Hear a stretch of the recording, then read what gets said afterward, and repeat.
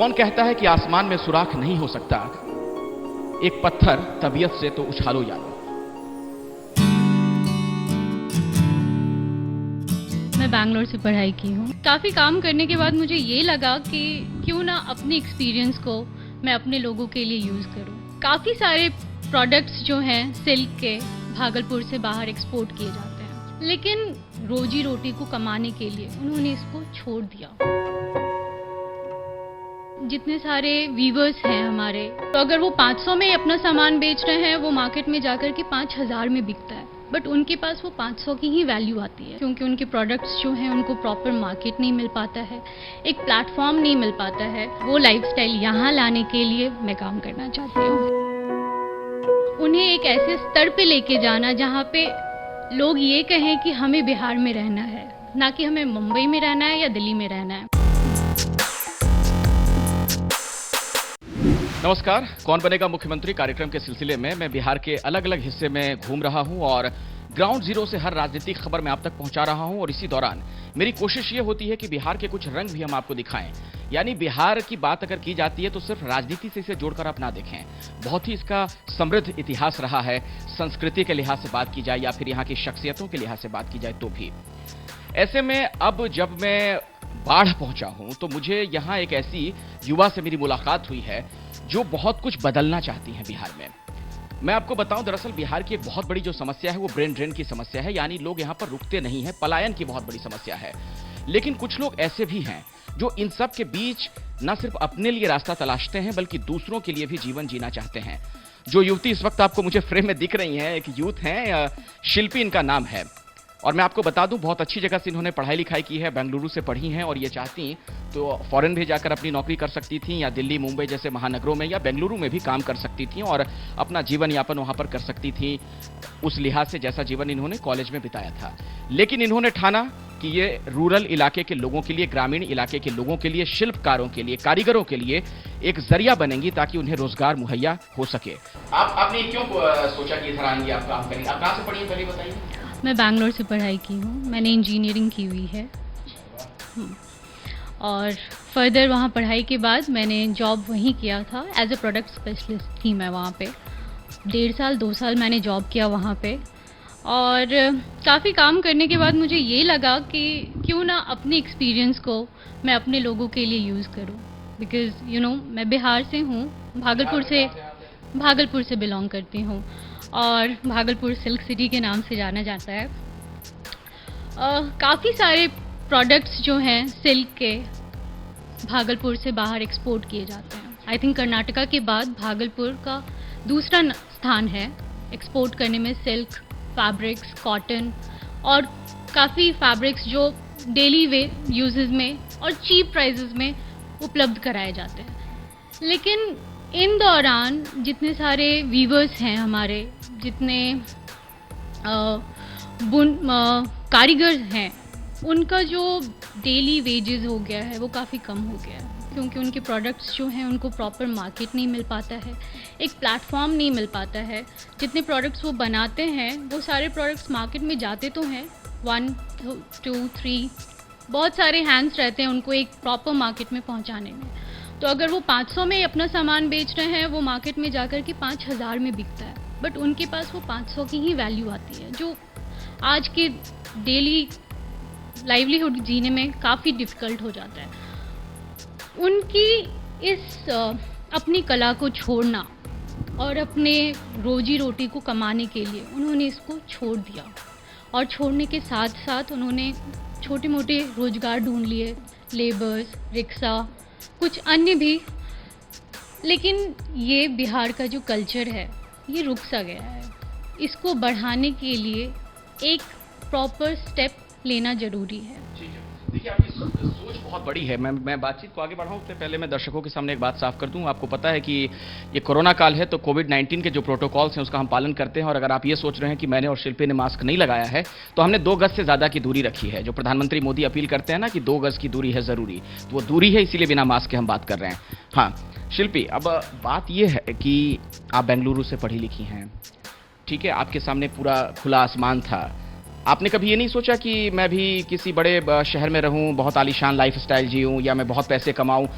कैसे ये दिमाग में आ गया कि मैं ग्रामीण इलाके के जो लोग हैं उनके लिए एक जरिया बनूं ताकि उन्हें रोजगार आप उपलब्ध करा सकें?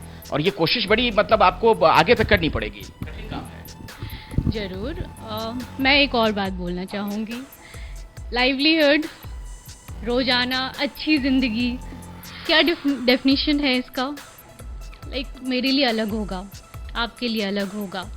बैंगलोर में रहना, मुंबई में रहना, दिल्ली में रहना, मेट्रोज़ में ट्रैवल करना, पार्टीज़ करना, मॉल घूमना, वो लाइफस्टाइल, या यहाँ अपने लोगों के बीच में रह कर के, अपने परिवार के बीच में रह कर के उनकी बातों को समझना, उन्हें आगे बढ़ाना, उन्हें एक ऐसे स्तर पे लेके जाना जहाँ पे लोग ये कहें कि हमें बिहार में रहना है, ना कि हमें मुंबई में रहना है या दिल्ली में रहना है।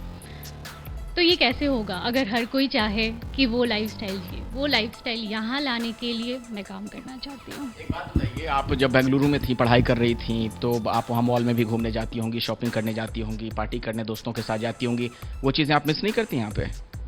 आई डोंट थिंक सो कि वो चीज़ें ज़्यादा मिस करते हैं, क्योंकि यहाँ जब आप लोगों से मिलते हैं, उनके साथ जब बैठ करके खाते हैं, उनकी परेशानियों को देख करके आप उसके लिए हल निकालना चाहते हैं, आप उनके लिए काम करते हैं, तो वो जो खुशी मिलती है, that's more that is amazing compare to other happiness. बहुत अच्छी बात है, मैं आपके जज्बे को सलाम करता हूँ। लेकिन मुझे ज़रा एक बात बताइए, ये जो आपने प्रण लिया है ना कि मुझे ये सब करना है, बड़ा कठिन है, मतलब ये कहते हैं ना, बड़ी कठिन है डगर पनघट की, तो आप इस तक जो पहुंचना चाह रही हैं उसके लिए क्या प्लान है? भविष्य में आप क्या करना चाहती हैं, कैसे करेंगी आप कि ज़्यादा से ज़्यादा बुनकरों को, शिल्पकारों को जो रेशम का काम कर रहे हैं उन्हें आप काम दिलवा सकें? उसके लिए क्या कोशिश है आपकी? मुझे थोड़ा बताइए, कैसे इंस्टाग्राम के जरिए आप कोशिश कर रही हैं, वो सारी बातें। तो जो काम है, मैं स्टार्ट से बताना चाहूँगी। जब मैं यहाँ आई, काफ़ी सारे वीवर्स हैं जो बुनकार हैं, उनको ढूंढना, उनसे मिलना, उनकी बातों को समझना और उनके अंदर ये कॉन्फिडेंस दिलाना, क्योंकि हमारा अभी स्तर जो है काफ़ी कम है, तो उनके पास जो ऑर्डर्स जाते हैं वो काफ़ी कम जाते होंगे, मे बी 15, 50, मे बी कल दिन जा कर के वो 100 भी होगा, बट वो 15 और 50 के लिए भी उतना ही मेहनत करना पड़ता है। एक साड़ी, ये आप जैसे देख सकते हैं, ये एक कॉटन की साड़ी है, जयपुरी प्रिंट है। इस साड़ी को बनाने के लिए रेशम के धागे से लेकर के एक प्रिंट तक उसके कलर्स जो बनते हैं, ऑर्गेनिक कलर्स, वो जो बनता है उसके लिए काफ़ी मेहनत लगती है। तो अगर एक एक साड़ी के लिए भी उनका मेहनत जो है, उसको लाने के लिए उनको कन्विंस करना कि आप मुझे अपना समय दीजिए, मैं आपको एक प्लेटफॉर्म प्रोवाइड करना चाहती हूँ, वो काफ़ी थोड़ा डिफ़िकल्ट था, वो कॉन्फिडेंस लाना।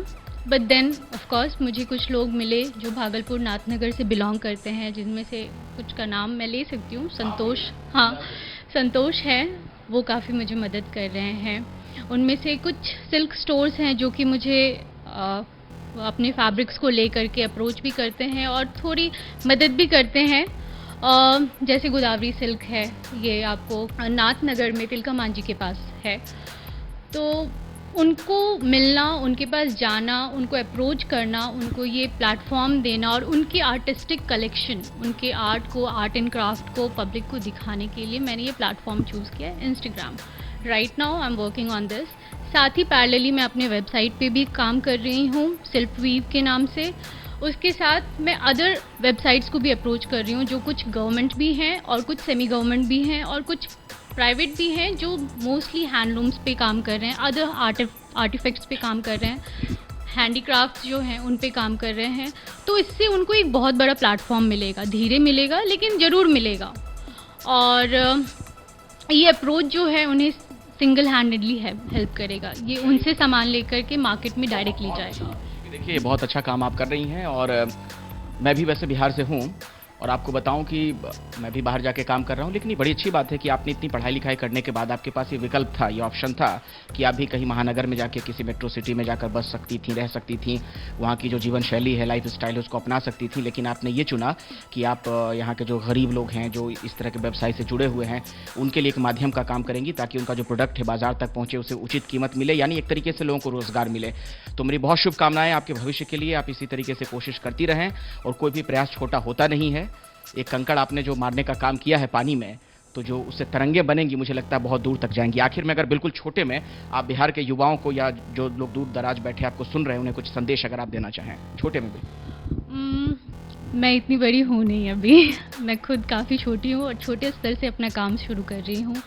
मैं सभी लोगों को यही मैसेज देना चाहूँगी कि आपको बस एक पॉइंट ढूंढना है जहाँ पे आप अपना एफर्ट लगा करके अपनी एक्सपीरियंस से लोगों को हेल्प कर सकते हैं and that would be enough. बहुत बहुत शुक्रिया शिल्पी आपका हमारे साथ बातचीत करने के लिए और दूसरों के जीवन में बदलाव लाने के लिए जो आप प्रयास कर रही हैं बहुत बड़ी चीज़ है और बहुत ही अच्छी नियत के साथ आप ये काम कर रही हैं, तो मेरी शुभकामनाएं, एबीपी न्यूज़ की आपको शुभकामनाएं। और देखिए हमारे दर्शकों को एक बात समझनी चाहिए कि आप बड़े बड़े लोगों को सुनते हैं, सेलिब्रिटीज़ को, बड़े नेताओं को, मंत्रियों को, लेकिन ऐसे लोगों को भी सुनिए जिन्होंने अपने जीवन की परवाह नहीं की है। एक यूथ है, आप सोचिए इनके सामने पूरा जीवन पड़ा हुआ है कि अपने तरीके से जी सकती थी, कहीं रहकर मौज मस्ती कर सकती थी, अपना जीवन देख सकती थी, ज़्यादा पैसे कमा सकती थी, लेकिन इन्होंने ये तय किया कि रूरल इलाकों में जाएंगी और दूसरों के लिए जीवन का एक माध्यम बनेगी ताकि उन्हें भी एक बढ़िया जीवन वो दे सकें, रोजगार दे सकें, उन्हीं की भी कमाई हो सके। कैमरामैन सुजीत के साथ मैं अखिलेश आनंद, बाढ़, बिहार। एबीपी न्यूज आपको रखे आगे।